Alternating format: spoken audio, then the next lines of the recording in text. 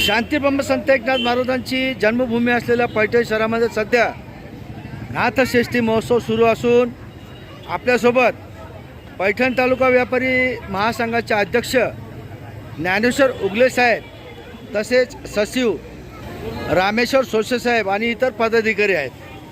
साहेब, आपण या यात्रेनिमित्त आपल्या सहभागातून लोकसहभागातून आपण भाविकांना आणि वारकऱ्यांना भक्तांना आपण जे जेवणाची व्यवस्था केलेली आहे याबद्दल आपली काय प्रतिक्रिया आहे? नमस्कार, मी ज्ञानेश्वर पाटील उगले, पैठण तालुका व्यापारी महासंघ अध्यक्ष। संत एकनाथ महाराजांच्या मायभूमीमध्ये नाथषष्ठी हा सगळ्यात मोठा सोहळा होतो। त्याच्यात भरपूर वारकरी येतात। तर ते बरेचसे वारकरी काही बसनं येतात, काही टेम्पोनं येतात, काही दिंड्यामध्ये येतात।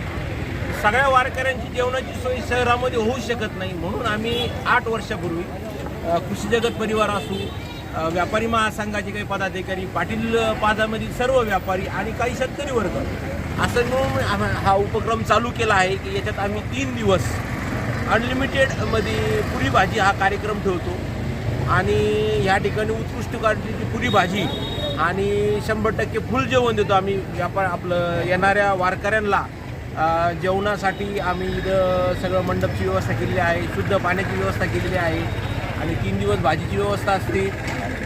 आरोग्याची काळजी घेतो आम्ही, सगळ्यांना जेवू घालतो व्यवस्थित। आणि पुढं सुशीसाहेब बोलतो। श्री संत एकनाथ षष्ठी महोत्सवात अन्नदान सोहळ्याचं हे आमचं एकंदर 8वं साल असून 8 वर्षांपूर्वी कोरोना काळामध्ये 1 साल वगळता आम्ही सलग अन्नदान सोहळा आयोजित केलेला आहे। जे भाविक इतरत्र हॉटेलमध्ये किंवा इकडं जाऊन खाण्याची ज्यांच्यावर वेळ येते अशा भाविकांना अतिशय चविष्ट आरोग्यदायी असं अन्न मिळावं ह्या उद्देशाने आम्ही 8 वर्षांपासून हा अन्नदान सोहळा आयोजित केलेला आहे। साधारण 50 क्विंटलपेक्षा जास्त महाप्रसादाची इथं 3 दिवसांमध्ये वाटप होतं आणि काल्याच्या दिवशी काला वाटून आम्ही ह्या कार्यक्रमाची सांगता करतो आणि भाविकांचासुद्धा अगदी ओतप्रोत असा भरभरून प्रतिसाद आणि आशीर्वाद आम्हाला मिळतो।